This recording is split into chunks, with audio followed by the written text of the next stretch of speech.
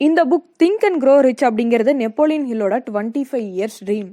இதில் வந்து இன்ட்ரொடக்ஷன் பார்ட்டில் 3 இம்பார்ட்டன்ட் ஸ்டோரிஸ் சொல்லியிருப்பாரு. ஃபர்ஸ்ட் என்னன்னா, பெர்னஸ் அப்படிங்கிறவர் தாமஸ் ஆல்வா எடிசன் கூட ஒர்க் பண்ணணும் அப்படின்னு ஆசைப்படுவார்.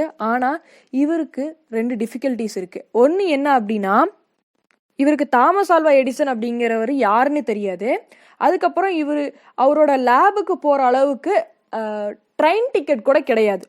ஸோ இந்த 2 டிஃபிகல்ட்டியுமே ஒரு மேன் வந்து முன்னேறணும் அப்படிங்கும்போது ஒரு பெரிய டிஸ்அட்வான்டேஜாக போயிடும். ஆனால் வந்து பெர்னஸ் என்ன பண்ணுறாருன்னா, எப்படியாச்சும் கஷ்டப்பட்டு தாமஸ் ஆல்வா எடிசனோட லேபுக்கு போயிடுறாரு. அங்கே போய் இந்த விஷயத்த சொல்கிறாரு, நான் இந்த மாதிரி உங்க கூட பார்ட்னராக இருக்க விரும்புகிறேன்னு. ஆனால் தாமஸ் ஆல்வா எடிசன் என்ன பண்ணுறாருன்னா, சிரிச்சுட்டு ஒரு சாதாரண லேப் வேலையை கொடுத்துட்றாரு.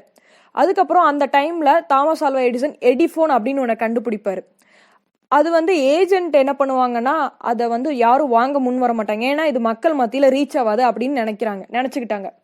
அதுக்கப்புறம் இந்த இடத்துல பெர்னஸ் என்ன பண்ணுறாருன்னா, அவராக இந்த ஆப்பர்ச்சுனிட்டியை கிரியேட் பண்ணிடுறாரு. தாமஸ் ஆல்வா எடிசன் கிட்ட போய் நான் இதை வந்து உங்களுக்கு விற்று காட்டுறேன் அப்படின்னு சொல்கிறாரு. தாமஸ் ஆல்வா எடிசனும் இவரை நம்பி அந்த பொருளை கொடுக்குறாரு. இவர் நிறைய வித்துடுறாரு, ப்ராஃபிட் நல்லா சம்பாரிச்சிடுறாரு. இந்த இடத்துல நம்ம என்ன கற்றுக்கணும் அப்படின்னா, ஒருத்தருக்கு பர்னிங் டிசைர் இருந்தாலும் ஆப்பர்ச்சுனிட்டிக்காக கிரியேட் பண்ணாமல் ஆப்பர்ச்சுனிட்டியை நாமளாக கிரியேட் பண்ணிக்கிட்டா சக்ஸஸ் ஆயிடலாம் அப்படிங்கிறது இந்த ஸ்டோரியிலேருந்து நம்ம கற்றுக்குறோம். செகண்ட் ஸ்டோரி என்ன அப்படின்னா, 3 feet from gold. இது வந்து ஷார்ட்டாக என்ன சொல்லணும் அப்படின்னா, ஒரு டெம்பரவரி டிஃபீட்டுக்கு பயந்துட்டு ஹோல் ப்ராசஸையும் வித்ட்ரா பண்ணிட்டோம் அப்படின்னா நமக்கு வர இருக்கிற மொத்த சக்ஸஸும் சேர்த்து மொத்தமாக ஃப்ளாப் ஆயிரும் அப்படிங்கிறது தான்.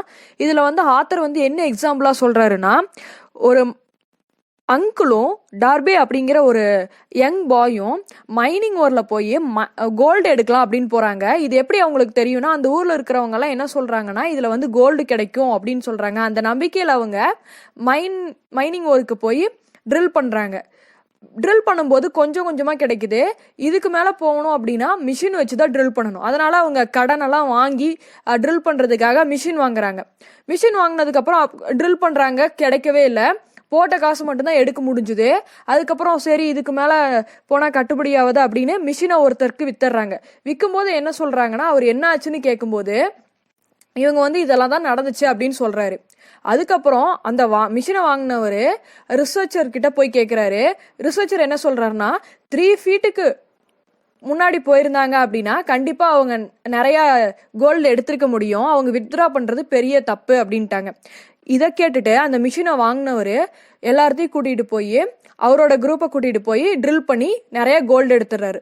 இதை பார்த்த அந்த டார்பேயும் அங்கிளும் ரொம்ப பெரிய கில்ட்டில் இருக்காங்க. ஏன் அப்படின்னா, இன்னும் கொஞ்சம் 3 feet போயிருந்தோம் அப்படின்னா நம்ம எடுத்துருக்கலாமே அப்படின்னு. அதுதான் சொல்கிறாங்க, ஒரு டெம்பரவரி டிஃபீட்டுக்காக பயந்துட்டு ஹோல் சக்ஸஸையும் நம்ம விடக்கூடாது அப்படின்னு.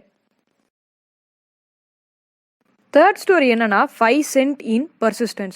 அதாவது ஒரு நாள் டர்பேவும் அங்கிளும் வந்து அவங்களோட ஒரு லார்ஜ் ஃபார்மில் வந்து ஒர்க் பண்ணிட்டு இருப்பாங்க. அப்போ ஒரு சின்ன பொண்ணு, பிளாக் பீப்புள், அவ வந்து டர்பே கிட்டையும் அங்கிள் கிட்டையும் எங்கள் அம்மா வந்து 5 cent காசு வாங்கிட்டு வர சொன்னாங்க அப்படின்னு சொல்லுவா.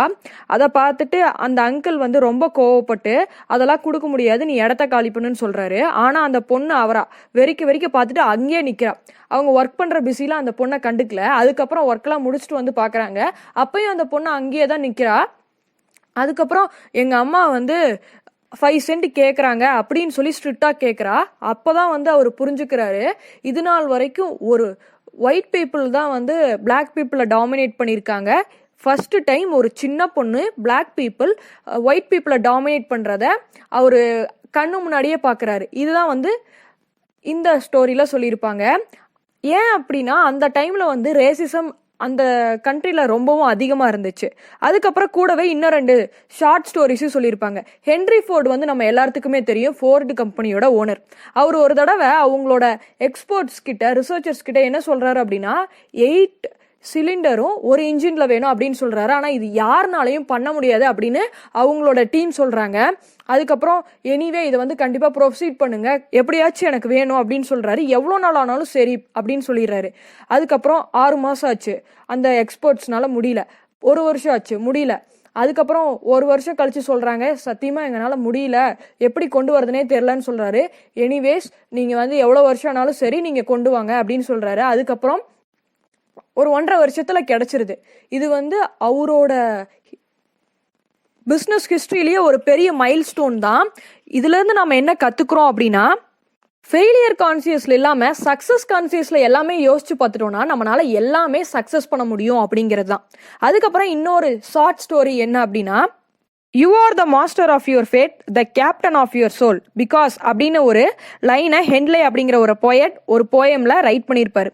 அது என்ன அப்படின்னா, நம்மளோட தலைவிதிக்கு நாம தான் காரணம், நம்மளோட சோலுக்கும் நாம தான் கேப்டன். அதாவது என்ன இதுல சொல்றாங்கன்னா, நம்ம மைண்டுக்கு வந்து நல்லது கெட்டது தெரியாது. நம்ம எதை பத்தி ஆழமா யோசிக்கிறோமோ அதுவாக தான் நம்ம இருப்போம்.